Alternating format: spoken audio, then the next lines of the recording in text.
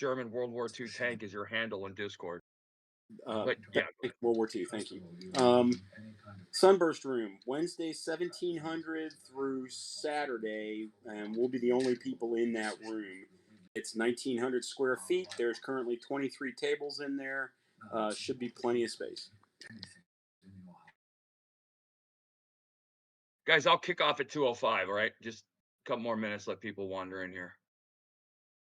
And that'll be the first thing on the agenda will be WBC. I'll talk about where we're at with it and what we're doing. And a lot of product updates, production stuff. And Brian will chime in if I miss something or he wants to add something as well.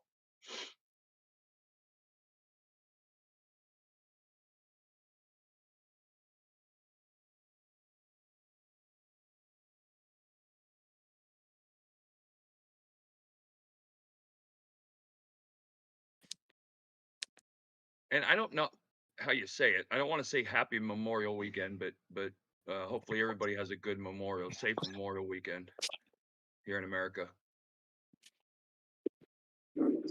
And for all of you guys on here that served, thank you. God bless you and thank you. My youngest son is a United States Marine, so Number 5. little skin in the game, so to speak. So was I. This is Derek Moore. Thank you, my friend. And I just want to say one thing real quick, Kurt. Really appreciate your efforts getting Ponry to publication. It was a 20-year process. Thank you. I appreciate it. Obviously, it was a complete team. We really crushed it. The playtest team did a phenomenal job. 80% connected to. Hey, Richard, if you can mute your mic for me. If you guys have background sound, just mute your mic. And if you want to talk, you can unmute it. I loved it. We made one mistake and everybody finds it. We put the monster scenario in at the end of playtest, and I went through it. And for anybody that's playtested, balancing something like that is not possible. So what you do is you kind of set it up to make sure there isn't something broken. Well, when you set up in vasl, you don't worry about counter count, right? You have enough counters for everything. And we mistakenly had, I think it's too many 5-4-8s for the counter mix. I mean, I don't think anybody was short 5-4-8s because we all own 9 of everything. But that was on us. But I thank you for that. I'm very proud of it. Pete did an amazing job. It took far too long, but once I feel like we've really gotten our ducks in a row in the last year or so from a production perspective, and you guys are going to see and continue to see products after products. But I think most importantly, incredibly well, thoroughly play tested. And so, the last thing in the world we want anymore is to put a product out and have you spend 6 hours playing a scenario and at the end go, wow, I had no chance to win this. So hopefully that's the case. But I appreciate that, Eric. Thank you. I'm pretty sure the actual errata is that there was 3 too many assault engineer identified 5-4-8s in this scenario than what actually exists. The fix is just use regular 5-4-8s because that's the only only 5-4-8s in the scenario are the assault engineers. Right. But like I said, the counter tray in vasl is endless, so you kind of get lost. And I think that's the second biggest scenario I've ever laid out. The biggest I've ever laid out possibly might be in the next journal. Jim's inspiration for that was when we were playtesting and we got to July 8th a.m. date, which is, I think it's probably the most fun I've had playing ESL. The initial scenario. Good to hear. I'm so glad to hear that. Thank you. Yeah, it's really gratifying to see people online who are laying that out and playing it. Yeah. Yeah, and it makes for a tremendous club game because you can have, 4 to 6 players easily. Oh yeah. All right, and we finally figured we'll out kick where off. it went. So I apologize we're going to kick off, guys. First off, thank you guys. I know a lot of people say this, but it doesn't come across as sincere in a lot of cases, but I mean this. I look at our player base, and I'm one of them. The most valuable thing we have in our lives now is time, and you guys committing time on a holiday weekend is a big deal, and I appreciate that, and we appreciate that. We appreciate everything you guys do online. Neil at aslplayers.net. I would argue probably the best all-around resource for ASL if you're ever looking for stuff, especially for well, for everything. And you know, the Facebook pages and all the club pages and all of it. You know, there's gonna always be that guy. Hey Lloyd, can you mute your mic for me, please? Anybody that's got their mic open, please. Yeah, thank you. Just if you have a question, unmute. But if you get background noise, everybody's going to catch it. But anyway, we want you guys to know that we sincerely appreciate everything. We're, you know, one of the and nobody. I guess the thing I would tell you is we read all of it for the most part. One of the challenges is to make people understand. Hey, Frank, can you mute your mic, please? Is to make people understand nothing you guys suggest for the most part we haven't thought of. You know, obviously the hobby is aging, as are we, and unfortunately, you know, on these boards you see we lose a player seems like every month. And there's an intent to try and get the audience younger, but we're talking to a generation with an attention span that isn't conducive to playing ASL. But that's not stopping us. We're trying and we're thinking about things. We're trying to do things. I mean, we were kind of blown away by Starter Kit and its popularity in a good way. We certainly didn't expect to spin off a second line of ASL, but the support of the product, and we're getting ready to find out what it truly is soon. I'll mention that.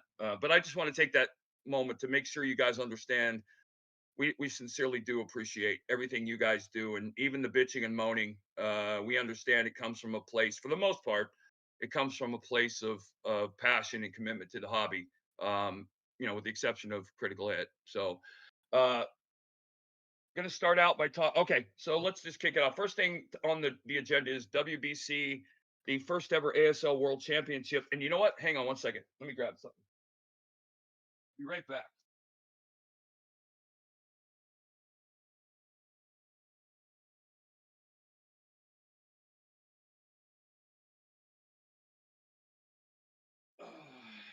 So this is the ASL World Championship trophy. This will reside in the offices. The winners' names will go on here, obviously in perpetuity. And you'll also have first, second, third place will also get their own trophies. There's some other trophies for some different things, but we're incredibly excited about it. I am. You know, I know we are as a whole, but I say that jokingly because Perry's always kind of anything that requires beyond what we're doing. Perry's always the curmudgeon. But so that's going to kick off on Wednesday night. And I should have had the date written down. Hold on, let me just get that date for you guys. So WBC is a week long.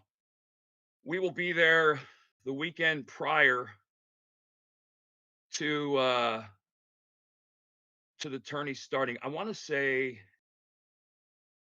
oh, that's May. Okay, hold on. Brian, correct me if I'm wrong. The 23rd, I believe, is Wednesday. Is that right, B? That doesn't sound right. It should be No, the it last doesn't. Wednesday in July. Oh, so it's 30, the 30th. The 30th is the first day of the ASL tournament, and that'll kick off Wednesday at 5 with one round, the first scenario. And then Thursday will be 2 rounds. Friday will be 2 rounds, and then hopefully the tournament will end. But we plan to have it end no later than Saturday, since it seems like a lot of people end up heading out earlier on Sunday or late Saturday. But the idea is to crown a world champion. I will tell you this, guys. It's a bit of a challenge to call it a world championship when you don't have players from all over the world, but we do have some players coming in from Europe. More importantly, I would argue that of the known players in the United States, every one of them will be there and participating. The tournament will be seeded based on different factors. There's a rated system online. currently, and we're rating off of that. And I can actually tell you. So I've run a rough seeding right now, and that's is not final seeds, but right now we're looking at the top 10 guys. McGrath, the seeds are McGrath at 1, Plevitt 2, JR, Rick Tracy at 3, Fort, Paul Sadu, Bill Cirillo, Brett Hildebrand, Duinski, Grassy, Chad Cummings, Jeff Coyle, Guy Cheney, Dan Sneding. Those guys are all somewhere in the top 10 or 12, but I'm pretty comfortable that the level of play and whoever wins will be more than deserving. Now, the cool thing, potentially, if we get this right, and we're trying hard to, it's going to be 5 never before seen scenarios that are semi-tourney sized, that will kind of run the depth and the breadth and the scope of the rule book. There'll be a night, there'll be a desert, there'll be a PTO, and then there'll be the championship is a combined arms.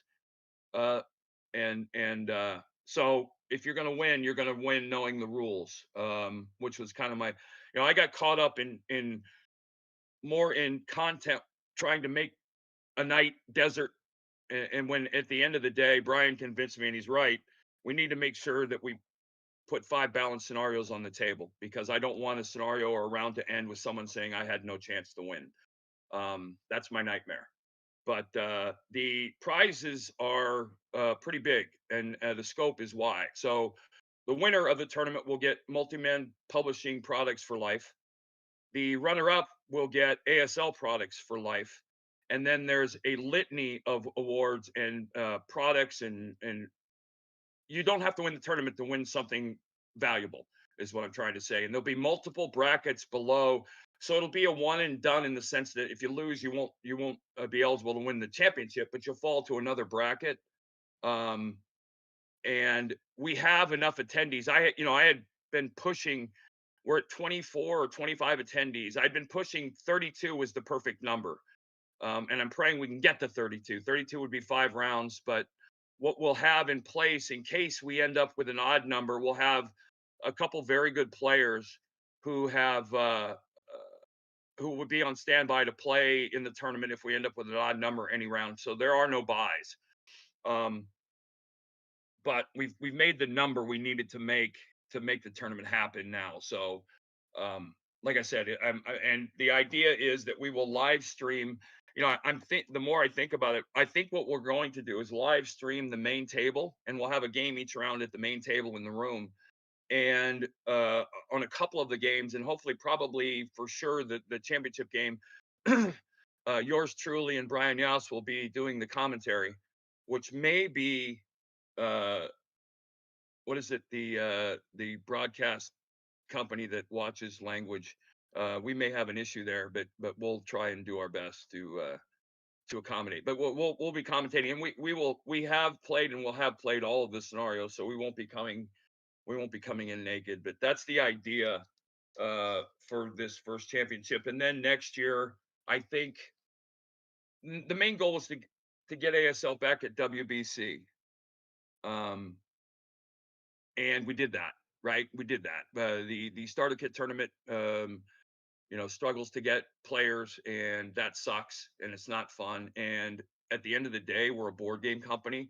Why on earth wouldn't we have a significant presence beyond we have a store and we sell? We do. If you're looking for ASL products, it's a good place to get sales, to get a deal. But that's the idea for WBC. And by the way, just so you know, because everybody gets mad because they don't have access, we are going to be printing gold foiled scenario cards for the participants only. If they play in the tournament, all the scenario cards will be gold foiled, and they'll be kind of a commemorative thing for the players that play.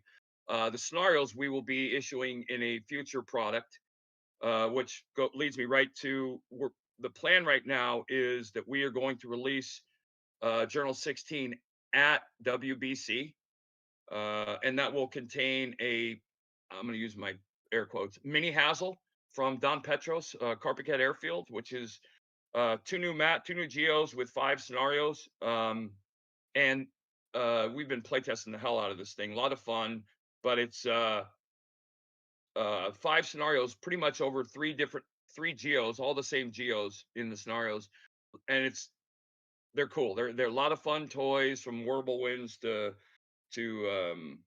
Panthers and Churchill crocodiles and all that other stuff. But really unique rubble generation system, somewhat akin to Festung or Twilight of the Reich and Festung Budapest.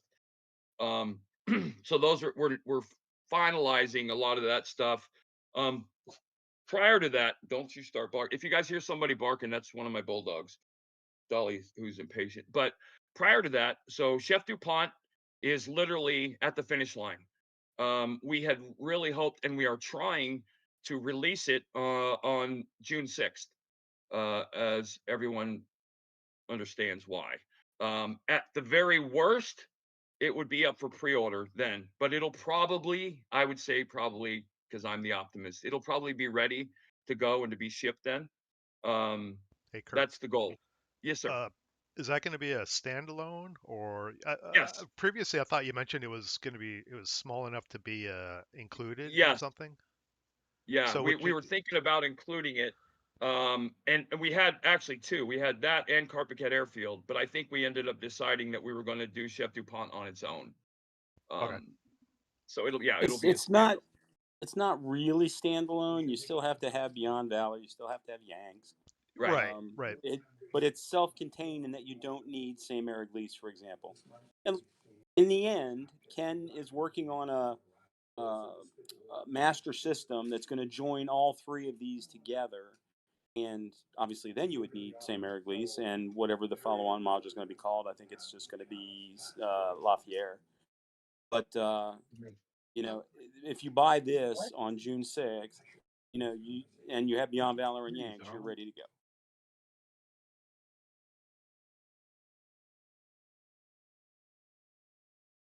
All right. Sorry about that. Yeah, so the idea would be that we would join up those three, and Ken is planning to do that. So you would have, again, and all three of those are going to be manageable as heck. And from a small perspective, you'll be able to, as we were talking earlier, great multiplayer club kind of a thing. So yeah, that's the plan for that. On the heels of that, we're looking at Marco Polo Bridge, which is Japanese Chinese 38, Brian, 39, somewhere in there. But I don't remember the date off the top of my head. I'm sorry. yeah, so that one's done, and that's in the final stages as well. That is going to be our first ever 2 SKU product. We're going to release a starter kit and an ASL version. And one of the reasons we're doing that, it's not, and I've told you guys this in the past, this is not a money grab for us. It never has been. But we need to understand and identify the size of our audience from a starter kit perspective, because we allocate an enormous amount of resources to that, and we need to make sure that the ROI is worth the investment. We think it is. We think it's large. We think it's big enough to merit its own group, team, production schedule. But this will, and it's obviously, we understand their ASL players may buy the starter kit, but we'll get a ballpark idea of how many starter kit players are out there, and that's something that, as a business, we are desperately trying to do. Other things being worked on, Hey, another starter kit. sorry. Go ahead. Yes, please. Go ahead. In that vein, how did the Basic Training magazine do? Did that tell you something about starter kit? Brian? Well, it hadn't really been available that long. It didn't have a pre-order, as I recall, so we just started taking orders. It's selling fine. It's moving out the door. We don't have a problem with it. But, the bigger issue is I see a lot of names on the orders that I recognize as longtime ASL players. Right. So I don't really know if they've stopped playing ASL and just play starter kit. I know some guys profess to do that. I'm very close to that myself, if it wasn't for playtesting Kurt. But the people that buy it, I don't have a definitive answer. What Marco Polo Bridge is going to let us do is we're going to have a boxed standalone, as far as I remember, game for the starter kit, and then we're going to have the maps and scenarios and rules for the ASL players who don't need the counters. I mean, you guys don't need more Japanese, and there's not enough Chinese in there to worry about. So we can't fathom that ASL players would buy the starter kit, except for a few fringe exceptions. We think it'll give us a better idea of how many people are going to buy this, or how many people are starter kit people, and how many people are advanced squad leader people. And So, what it really helps us do is it helps us identify potential future product pre-order numbers, right? And you know, again, not being a money grab, we're always looking to make sure we can break even production wise, at a minimum before we even contemplate stuff. So, so does SK Yeah, I don't know how Magazine anybody could. bode Sorry, I don't well know how enough to anybody see could. issue 2? Well, You think? absolutely. We've already Okay. started collecting. We have yeah, several submissions within a week of the magazine coming out. Okay. Cool. I had two guys I've never heard of, name wise, and I apologize if you're listening, that have submitted articles already for the next issue. A little more problematic, and I've been asking them is, hey, how about some scenarios too? Because while articles aren't necessarily fun to write, you can write about anything. Coming up with scenarios sometimes a little more difficult.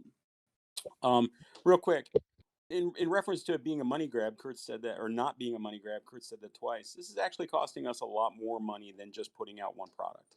I mean, we have to differentiate between the two. There's art differences. There's a box for a lesser print run size, so the cost of that box is going to be more, etc. It really isn't a money grab. This is a marketing experiment more than anything.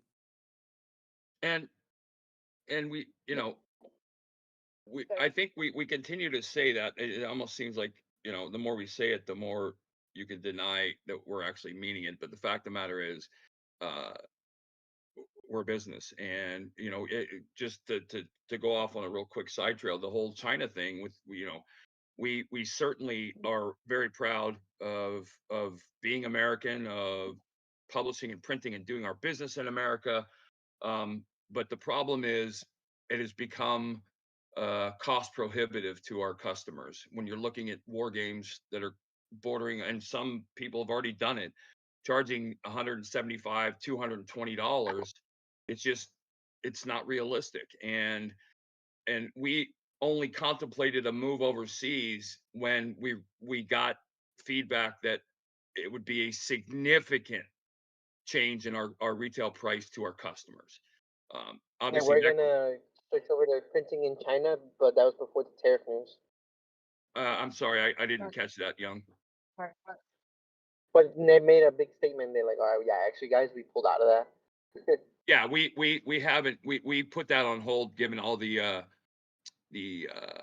uncertainties of what's happening, and once that potentially stabilizes, we'll revisit it. But right now, our production process is unchanged for now. So, and that's the state of where we are with China, by the way. So that's the update there. So recently we just received word that something that's been in the works for almost 2 decades, and whose designer passed away, and the project got changed and handed off. Ortuna, Mhm. is hey, Young, can you mute your mic for me, please? And Ortuna has gotten a push and is now in final development stages, about to be handed off. So I expect to have that placed into the production queue and be a probably a 2026 product. But don't keep me on that. I haven't seen the final submission, but that's we're excited about that. That's got a Ponry history to it. Yeah. Hey, Young, can you put your mic on mute, please? All right. What else? So there's a couple other projects and products in the queue. Scott Blanton has a starter kit Red Barricades product that is in the on the back stretch. All right, hold on one second. I need you. I need to mute you, big guy. Sorry.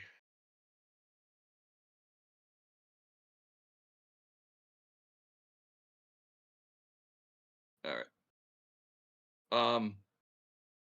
That's in the works. And we're excited about that. Yeah, the next basic training is being done. For those of you that this probably doesn't matter to anybody here, but let Laura know. The MMP office is closed until Wednesday this week. For obviously the holiday weekend, and we've had a death in the family, so a lot of the office people are going to be at a funeral. So that is going to keep the office closed through Wednesday. There's a ton of other stuff going, guys. We have a massive amount of product in the queue. Please, please, please do not let that stop you from submitting content, because we're always interested. We can plug and play our production schedule in a lot of ways, in that we get something far more polished than something else. We can put it in the queue and move it up. And we're always looking for content, article content, guys. I know we don't get a good response on this one, but we could always use articles, for journals, for publications, for whatever. Also, another thing that we're contemplating doing. So somebody came up with a really unique little app, an OBA flowchart app. And along those lines, what we're thinking about doing is putting a portal on our website and charging some sort of nominal monthly 99 cents a month or whatever, that would give you access to this app, and then everything we would do after that would be part of the monthly fee. Like I said, I don't know what we're talking about pricing, but to help, you know, we have full-time employee. We're a business, and again, I hope it doesn't sound like we're complaining, because we're not. We run a business, and there's an expense to it, and we get that. So we're looking for unique ideas that will enhance your play experience. And I got to tell you, I have it on my phone. The OB it's an OBA app, and it runs through the OBA flowchart. We're thinking about doing one for Overrun, a lot of different stuff, and then as ideas come in. But the idea would be we'd charge a flat fee monthly, and then you would have access to anything and everything we ever put up there. So we're YouTube trying. question. Sorry. Yeah. Uh, you just went over a couple quick statuses. Someone asked about Fox and the Rats and Yep. Contested Lands. Where are they at? Yes. I'll talk about Fox and the Rats is still in development. It has been pushed. I don't want to say pushed back, because it never had a definitive timeline. It's in the works. So yeah, nothing's changed in that sense. I forgot to mention Rotterdam too. That's another one that's in the final after the sixth inning in baseball parlance. But Fox and the Rats is still in the works. It's one of those ones that's taken time, and has gotten preceded by other projects. But that's still a planned endeavor that hopefully we'll see. I would love to think that we're talking about probably 2026. I got to get my hands back on it. I've been out of it for a couple months. I haven't really touched it with all the other stuff going on, the WBC stuff. But once I get my hands back on it, I'll be able to kind of further define it, outline it. Contested Lands update. Hey, Brian, are you back?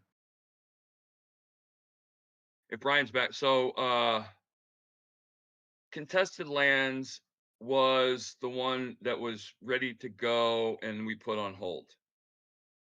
That's right. Yeah, I get them confused, because there's a couple different things going on. Brian, can you update Contested Lands for these guys? There's no update for Contested Lands. Yeah. Okay. Yeah. Yeah, that's the update. So basically, Hasbro decided that even though it's military history and it's right under our purview, they didn't want to touch the Arab-Israeli the conflicts over there, for whatever reason. And so they told us they wanted us to hold, and they've told us nothing since. So, that's what you do when you have to work under a license.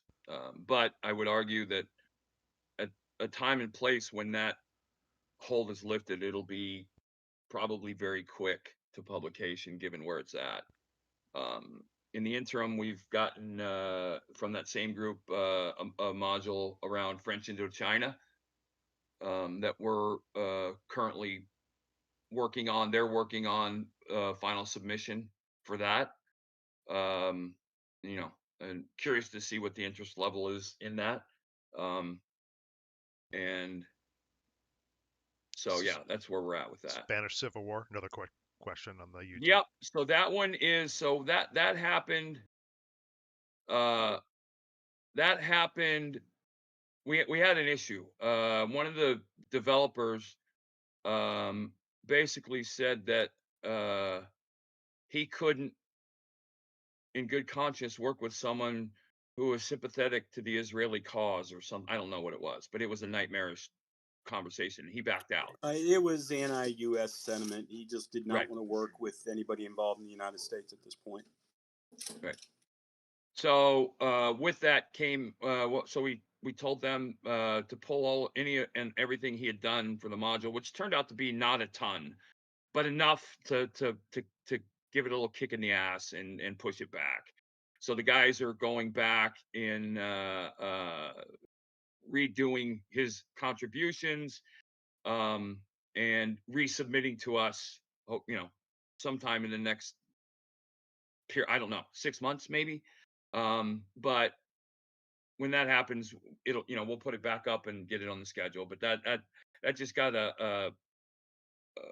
you know, got interfered with, and there's really nothing we can do with that. So we make games. We don't want to deal with that stuff. And I think what we try and do when we make these games is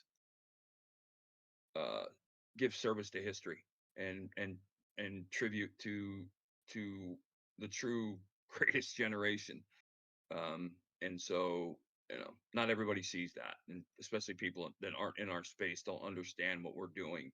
You know, in many ways, I think we're very aware of the fact that we're responsible for teaching history, I guess, in a way, and that's not something we take lightly, especially given the fact that many of our customers are former service members or families, and that's a big deal to us. So along those lines, we do have oh, so Neil wants a question, a YouTube question for Chef DuPont, bagged or boxed. I'm 99, well, you know, I'm totally against bagging a product. I just think it's cheap. So it'll probably be boxed. It'll be a small box, but if I'm wrong, Brian will jump in. On that note, he's wrong. It's a bag product. All right. So I'll argue that. Just know Sorry. that I'm arguing against that. But yeah. So anyway,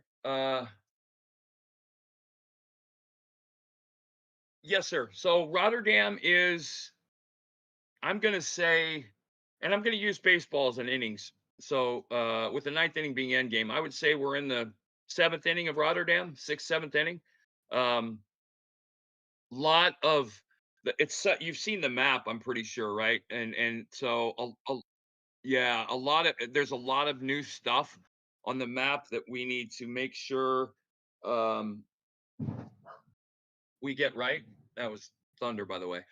We need to make sure we get right. So it's there. It's kind of on hold at the second, given trying to get ready for WBC and all the stuff that goes with that, and get Journal 16 out. But it's still in the pipeline, still slowly plodding ahead. Yes, sir. I think Rotterdam is something just totally different from most ASL. Right. It's been a pleasure play testing it, and it's been frustrating play testing it because I don't even know how to describe it. You're fighting for blocks, and it's so much more important that you're fighting for blocks than a regular like Red Barricades or something. It's early war, so it's a lot of weird, wonky little stuff. Well, it's literally a one map island hopping, right? It's because all of the blocks are separated by the canal and the Moss River, and to get there, you have to go across bridges, which didn't even have guardrails. It's sometimes problematic. Yeah. So, and if you look, if you've seen the map, you'll notice it's incredibly dense. And we've introduced alleyways to the environment, which has been a whole different gig. And then we have a new terrain in the sense we have high rises, which represent exactly what they sound like. But they, in doing so, trying to make sure we do it in a way that makes it not heavy rules dependent is the challenge. But yeah, no, so it's I've played the campaign. I've been in the campaign game 5 or 6 times, restarted, whatever. And it's fun. It's different. And you know, so uh yeah, no, it's still going. It's still going. And we're still trying to make I think it's a 2026. Uh, Neil, a YouTube question. The Star Leader program, Star Leader is currently sitting. We're looking for someone to take it's ready to play test. And we're looking for somebody to take over and run that play test. And it's basically Mech Warrior with ASL rules. And the very maps are cool. gorgeous. What's that? Yeah, I I think he couldn't said the hear him. maps are gorgeous. I think. All right. Yeah, no, it's very cool looking. And there's a very cool aspect to this in the sense that there's only 3 so-called nationalities. There's the good guys, the bad guys, and then there's a robotic nationality that is completely driven by system AI.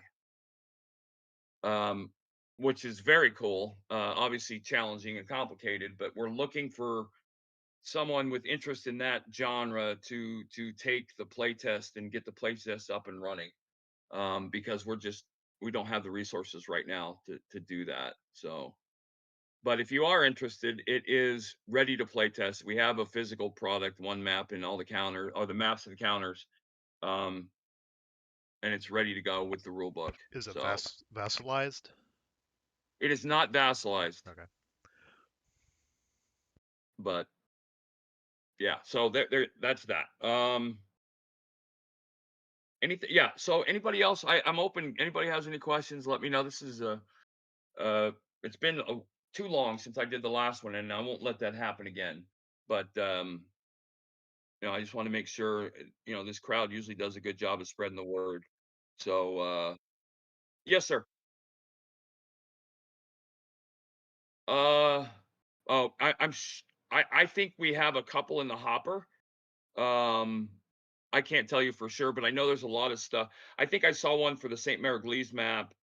Um, I, I have to look through what we have in the queue. So one of the things we're doing with J16 is generally we do like 12 to 16 scenarios. 5 of the scenarios in J16 are going to be the Carpet Airfield one. So we're having to look for a smaller group of scenarios for that one. But I can't tell you for sure. But there's always always room for another one.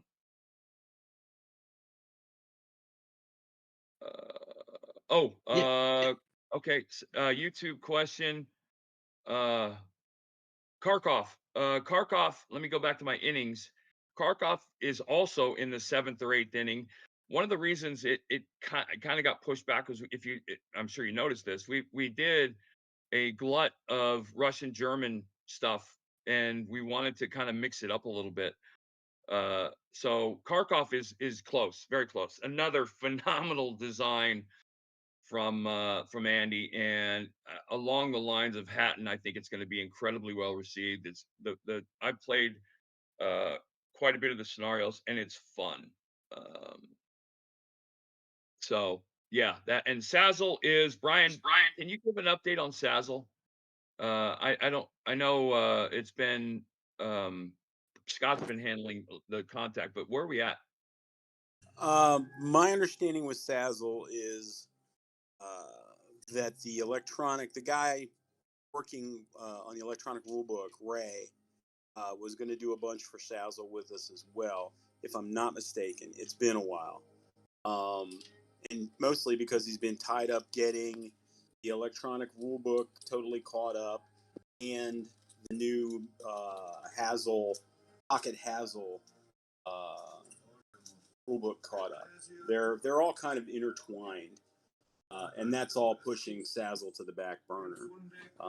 We just feel like more people probably want the electronic Hazel / Pocket Hazel than they do a reprint of Sazzle.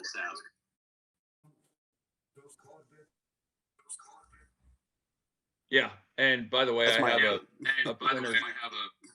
Hey guys, can you close your mics for me? Unless you're gonna ask a question, but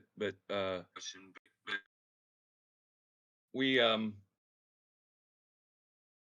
have a printer's proof of the Hazel rulebook, and it's like this thick. It's phenomenal. It's awesome. But I got to tell you, the E Hazel linking with the rulebook is one of the coolest things ever. And as someone who maximizes usage of the E rulebook, I can't wait. Those are those are the products I'm most excited for coming up. There's quite a bit on the electronic side, which I think will end up being something really cool. So. All right. Any last questions? Yeah, I have a question. Shoot. Okay, so I just purchased Beyond Valor. Thanks for that. And I've also got the Pocket Trio there with the rule book, Chapter H, and the binders. But I want to get the regular rule book as well, so I can get the charts in them. Right. When is that coming out? Brian? I'd like to point out Kurt's putting all the tough questions my way.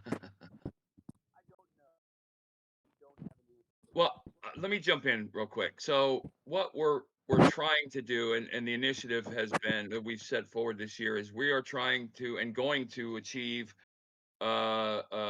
correlation between the active rule books. Right now, we have a printed rule book, we have a pocket rule book, and we have an e rule book.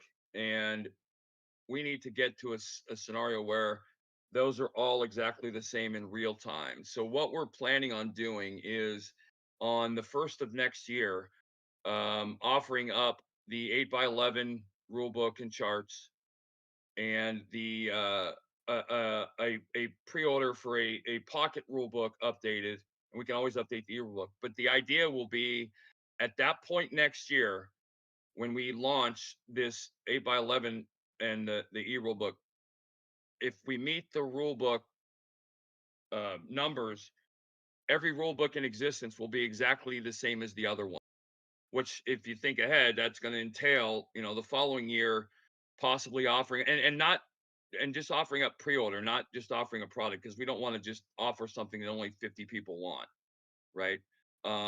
So the idea is to get them all on the same page and make sure that whatever rule book you have in hand to play is up to date. And the e-rule book is the easiest way to do that, obviously. And again, if you haven't tried it, I highly, highly, highly recommend it. But the idea would be that yeah, and yes, pagination is the problem, right?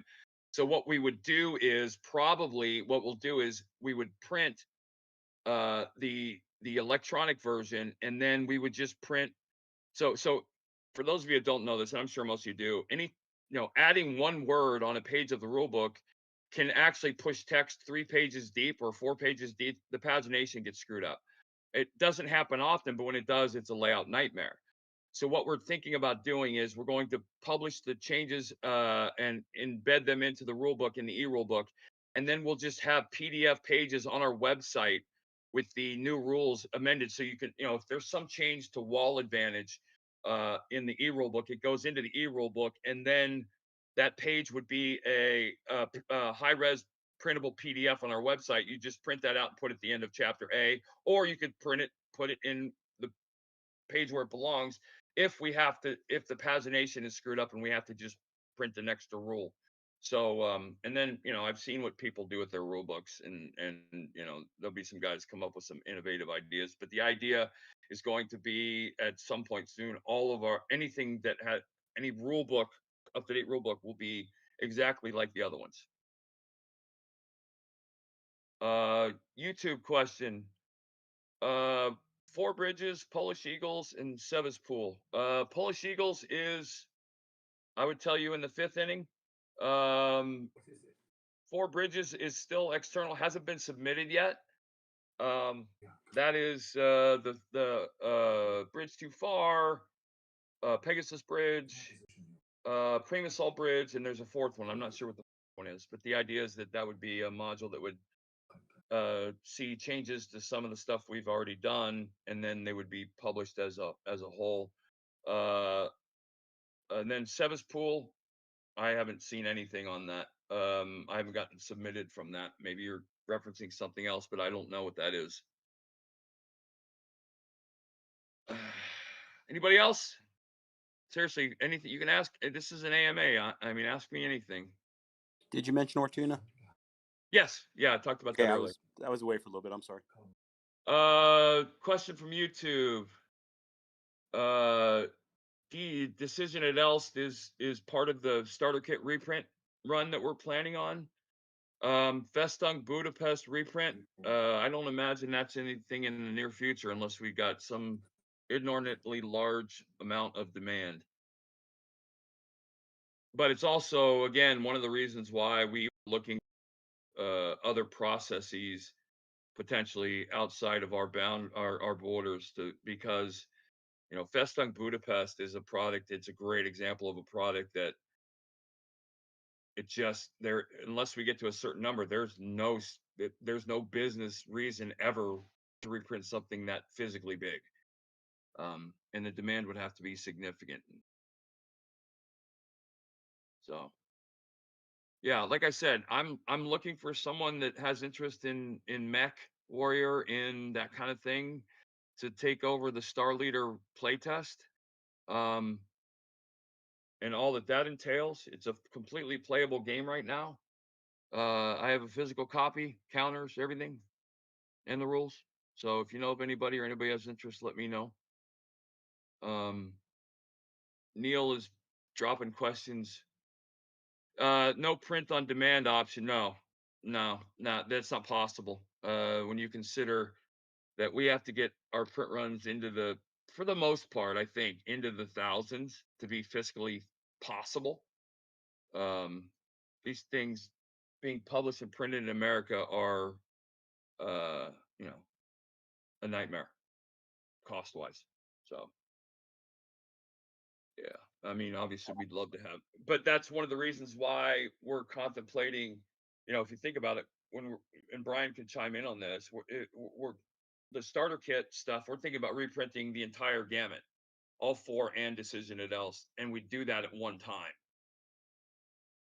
because of the volume we would need to save to pass along from a retail cost perspective.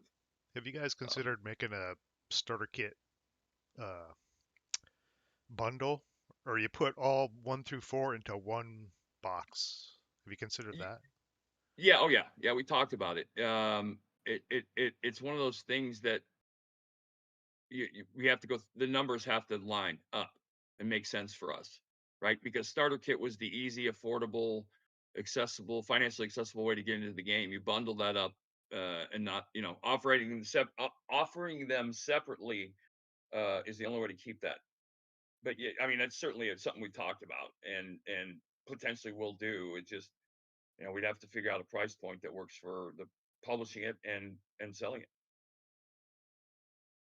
So I have a quick question about theaters, or I guess I should say time frames. There's a Korean War module. Would you ever consider going to World War I or anything like that? well, we'll consider anything. We do have a Vietnam that's being worked on for submission, by Matt Noah.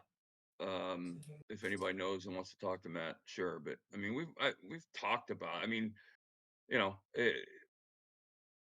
when you think about the mechanics of ASL, they work for conventional warfare. I'm not sure how much World War I would appeal, and Brian can jump in here. We've seen different stuff that's been submitted or talked about, and some people have tried to make scenarios. But go ahead, Brian.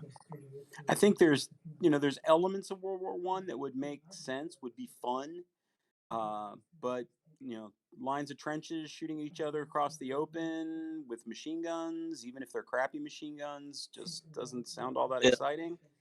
Ugh. Certainly like Russian front where there was more sweeping cavalry movements and such. Yeah, you might be able to. And we've actually done a scenario. And I can't remember what it was in a magazine, and we included 2 World War I tankette armored car things, and it was kind of fun to play. It was just that it was different. I mean, the scale also makes it a problem. There's just not a whole lot of squad level happening at World War One. We do have, like Kurt said, the Vietnam module being worked on by Matt Noah. He's collecting all sorts of historical information on that, which is kind of interesting. And additionally, there was the submission that's coming up from the guys who worked on Korea, at least a couple of them, which is French Indochina, and that's kind of the French in Vietnam, which is a lot closer to World War II than it is to modern, due to some of the weapons involved. And of course, we'd love to get this Spanish Civil War thing out because that's the closest to World War II, and that we think would work the best. But other than that, we haven't seen anything. We haven't, nobody's come to us. Well, other than the Star one, but no one's come to us with an American Revolution squad leader or something silly like that. So I don't know. We try to be open. We always look for fun. We look for playable, and then the third thing we try and think about is if we think there's going to be some sales numbers behind it.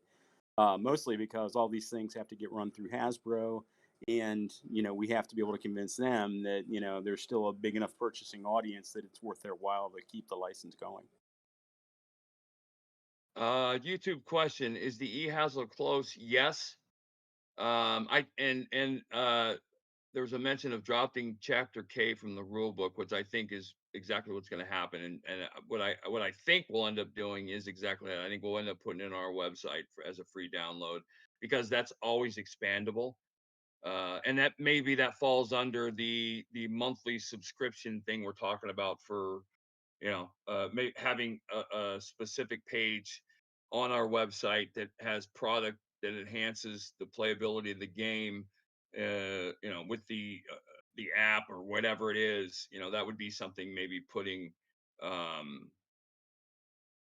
there as well. But yeah, I mean, a lot of these ideas, Star Leader would be our product, would be MMP's product.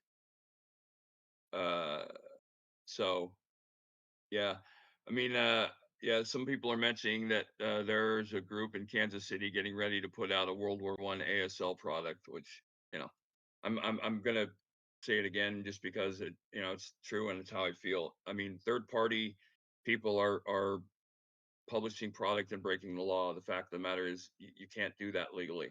We have to pay a license to Hasbro to use this product, and third parties, I don't, you can be as big a fan and that's great. But the fact of the matter is third parties are now costing us money because there are people who have said that given the plethora of third party products, they're not going to buy something that we're publishing. And nobody's come to, I've never seen anyone come to us and say, oh my God, I can't wait for this third party product. I'm going to have to buy this ASL stuff so I can play it. That just doesn't happen and hasn't happened.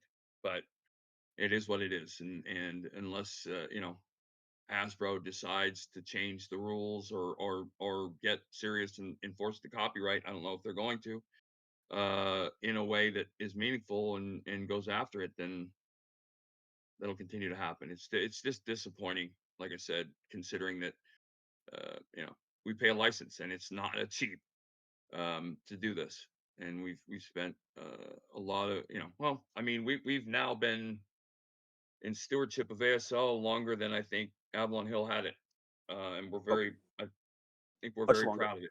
Go ahead. It's been much longer than Avalon Hill had it. We've been doing it for since '91. Yeah. And actually, we worked with Avalon Hill before that, from '95 to '91. So, I'm sorry, I got my math wrong. 1999 is when we took over the Hasbro license, and 99's when Avalon Hill sold. We worked with Avalon Hill from 95 to 99. And then we were back last 2 years before that because Avalon Hill stopped producing ASL stuff. Right. So 30 years. Yeah, 30 years. I mean, and again, I think we've done a decent job of, you know, certainly you guys have been an instrumental part of that, but I think you look around the globe at tournaments, and I think, you know, from a hardcore perspective, few games can match the lifespan or the enthusiasm of ASL, and that's you know, on you guys. So yeah, there you go, guys. We're around, obviously, on the Discord. You can find us. You can always ask questions here. If you want to play test and help out, there's always need for play testers. And well, these usually are done once a month, and I'll try and get back to that pace. I like being able to find and talk to you guys and get feedback and input from the gamers. So that you guys have a safe and wonderful Memorial weekend, and God bless all of you. And we will catch up with you guys soon. All right, take care, guys. Thanks. Thanks, guys. Thank you. If you like what you saw, please like, share, and subscribe. If you didn't like what you saw, thanks for watching, and let me know how I can do better. See you in the next video.